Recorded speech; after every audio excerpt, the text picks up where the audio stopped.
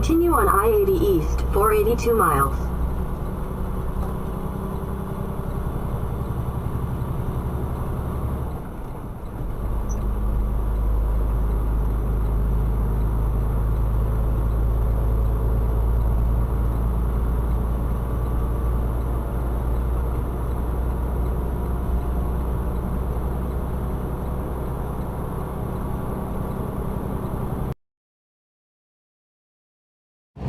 Hey y'all, so I'm about a day and a half into that load that I was picking up in the previous video. They held me there. I wound up spending the night at that shipper because I ran out of, well, I didn't run out of hours, but I was exhausted, and the only reason I had hours was because of fancy things with my, I'd done an 8-hour shift the night before, so when I was there for 2 hours at the shipper, and then it gave me back some time. So I could have driven a little bit, but I was really tired. So I just spent, it took them a couple hours to load me, so I just stayed there for another 6 or so hours and slept. And got a full day out of that. That was pretty nifty. I left there about 5 o'clock in the morning, crossed Idaho, and yeah, pretty much just Idaho. Well, I mean, Western Oregon as well. I had to do cabbage with this load. That was fun. Gotta love cabbage. So yeah, I crossed Oregon and Idaho, and I wound up spending the night in McCammon, Idaho.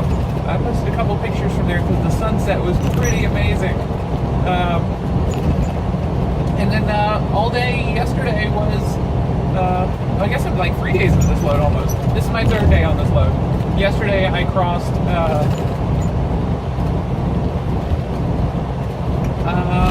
mostly just Wyoming.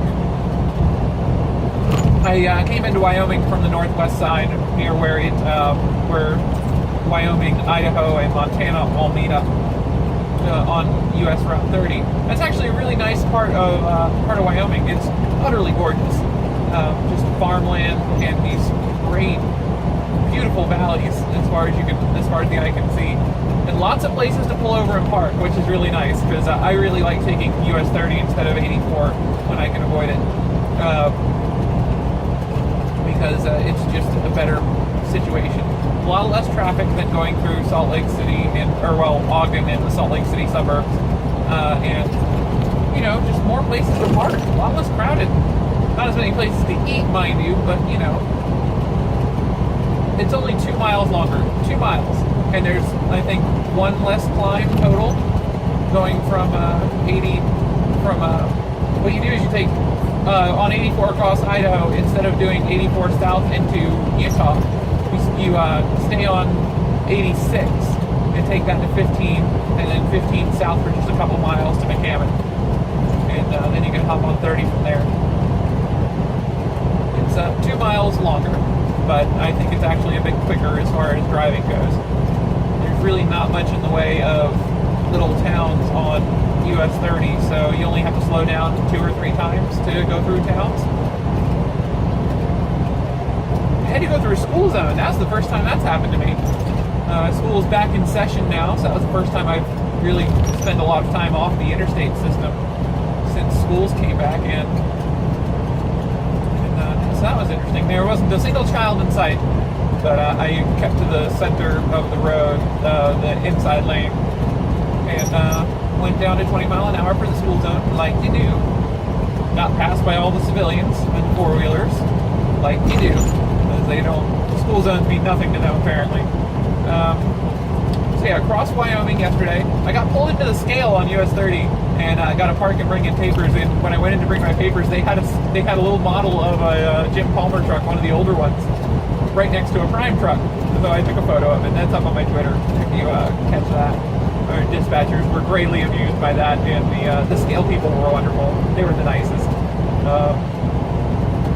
And they got a kick out of the, like, apparently drivers don't just talk friendly to them very often. They're like, oh, can I take a picture of that? That's awesome. And they're like, yeah, sure.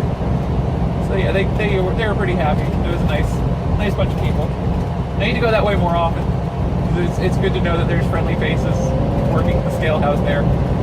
And crossed Wyoming yesterday. nothing too interesting there. I got a crack in my windshield thanks to a cattle hauler. Just flung it right at my windshield. Nothing I could do. They didn't do it on purpose. It happens. And it's not big enough to be a problem yet, but it's going to be pretty soon, I think. I've got to take this trailer to get checked out after I deliver. It's not an urgent problem, but I don't want to run with it too much longer without getting it checked. So I'm going to do that after I deliver in St. Louis tomorrow. So that'll be fun. I'm still in Nebraska right now. I just went through Grand Island. And we're going to be jumping on Nebraska 2 to go from Lincoln around Omaha and into Iowa pretty shortly. I've also got to take a 30-minute break here in the next 3 hours. I've done a fuel stop and I just stopped to pee, but neither of those were 30 minutes of off duty, so they didn't count. Stopping to pee was only 15 minutes, and my fuel stop was about 30 minutes total, 10 on fueling and 20 off duty, using the bathroom and such. Getting a little close there, buddy. Jeez. Maintaining lanes is hard. Oh, now you signal. You've been in my lane for now. Sorry. It's just a horse trailer. He doesn't know what he's doing. It's gonna make people mad. But so I've got a little more driving to do. I need to get down into Missouri. Got about 6 more hours to do today. About 350 miles, which is probably going to be more than 6 hours of actual time elapsed, because I assume I'm going to get pulled into the Missouri scale, because they've been pulling everybody in all week. And the scale in Nebraska too likes to grab us sometimes too. They're sneaky. They will, the scale on Nebraska too will flash up the truck is okay to bypass on their signs and then ping our pre-pass to pull us in. And if we don't listen to the pre-pass, we can get in trouble. So they're kind of sneaky with that. Or I've had them try and pull me in on the signs but ping my pre-pass to go by. And if the pre-pass says I can pass it, I can pass it. Well, it depends on the scale. Most scales, if they're pre-pass scales, will have a sign that specifically says trucks with transponders follow signal. And that means that no matter what the sign says, you do what the pre-pass says. Unless the pre-pass says nothing, in which case you follow the sign or just go in if it's open.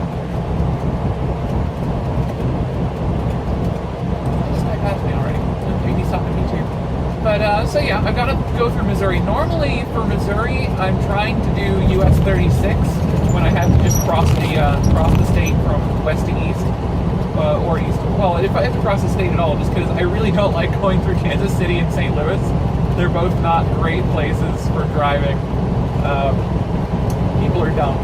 People are very dumb in large cities, and I've had more close calls in large cities in Missouri than I have in any other state in the country.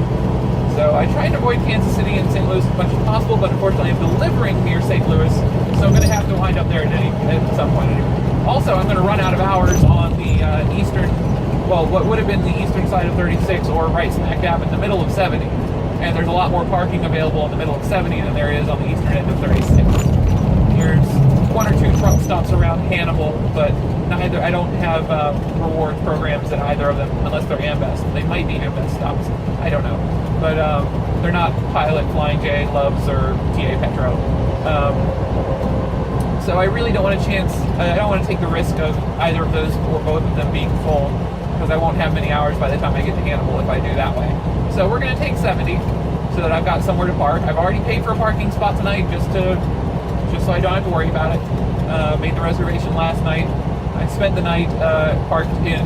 There's a dirt lot kind of in the crook of the elbow between between Interstate 80 and Interstate 76, where 76 splits off and goes toward Denver. And so I parked there, and then discovered as I was leaving the freeway that the on-ramp back onto 80 was closed. So I had to drive through the town of Big Springs, Nebraska, to get back to 80, which means doing 2 single-lane construction zones where it's alternating traffic in either direction. Though no flagger, they've got stoplights, which is actually a little annoying. I think flaggers are better than automated stoplights, because the automated stoplights don't let enough traffic through, and flaggers can adapt to the situation better depending on what's going on with traffic. But yeah, they've got those fancy automated stoplights, so I had to go through 2 of those. And of course, no one knows how to handle those. People are stupid. The first one was fine, but the second one was not. There was a particularly dumb UPS driver that decided he needed to block the road, and if one more vehicle had gotten through behind me, we would have all been stuck, because I would have had to go around this UPS driver, go down and find somewhere to turn around and come back from the other direction. Because I couldn't make my left turn, I needed to, because the guy was blocking the intersection. And if there had been one more vehicle behind me, that would have blocked the northbound traffic from going through the single lane construction zone, unless I moved. So that was close, but not a problem. It was fine. There was exactly the right number of vehicles behind me that the northbound traffic was able to move once we all cleared the single lane zone, and then UPS guy was able to get out of the intersection, and I was able to turn left. So it worked out all right, but it was still, don't go into an intersection unless you've got room to get out of it. You don't want to block traffic. The ticket for that is not cheap. I'm so lucky there were no cops around. I guess I'm lucky for that too, because that probably would have been a whole pain in the butt as he tried to get out of the intersection to get pulled over. But yeah, so it worked out fine. The rest of today's been pretty uneventful. I'm actually running 62 miles an hour right now, which is faster than I like to go. Normally I hover around 58 to 60. I try not to do 60, because 60 is just kind of rude to everybody that's covered at 62, because then it just takes them forever to pass you. So I stayed usually down around 58 so they can get around me no problem. You get better fuel economy at 58 than you do at 62 in the Freightliner. But this new one's doing great. Maxwell is getting, I'm pulling 8.8 miles per gallon on the trip total so far, which means I'm doing really good on just today. I don't have that set up to tell me what I'm doing for just today, but I was at 8.0 miles per gallon when I stopped last night, so that entire 0.7 or 0.8 climb, I was at 8.1 when I stopped yesterday, so that's a 0.7 climb since this morning, as I've just been going through Nebraska. Eastbound, naturally, so slightly downhill, which helps, except right now, which is slightly uphill. But for the most part, slightly downhill. Maxwell is doing very good fuel economy, even doing 62 mile an hour. So I might actually get to drive a little faster in Maxwell. But I'm somewhat pressed for time on this load. I still got another 100 miles to do tomorrow morning, and I'm delivering tomorrow morning. So that's going to be fun. I can't really afford to get slowed down much today. I'm trying to limit the number of stops I make, but naturally, the more of a hurry I'm in, the more often I need to pee. So yeah, I guess I'll update y'all whenever I get to where I'm going. In the meantime, just enjoy whatever interesting stuff I happen to see from the rest of the day. Woo! My name's Elio Adair, AsserAngel17 on Twitch, Twitter, Xbox Live, and Steam. Less so of the gaming services, because I'm out here driving. Add me on there, catch me when I'm home. Have a great day.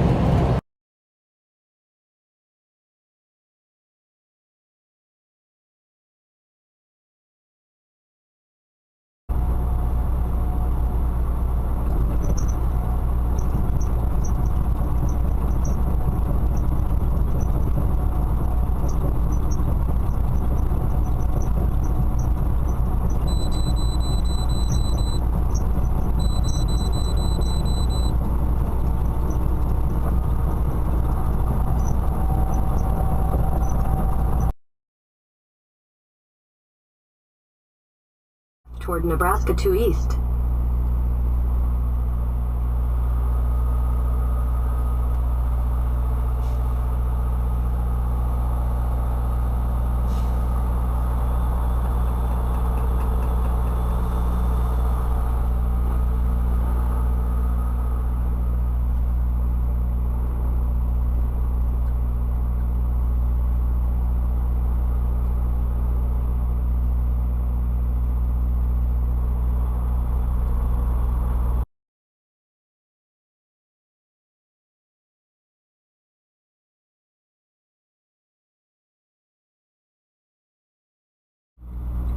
Continue for 3/4 of a mile.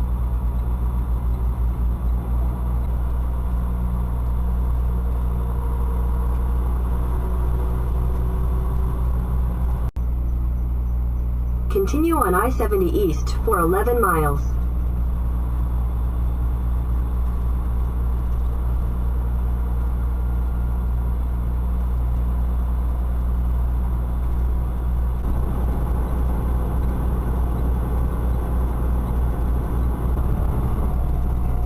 Now you see why I try and avoid 70 now. Look how short these on-ramps are. Turn left, then turn right.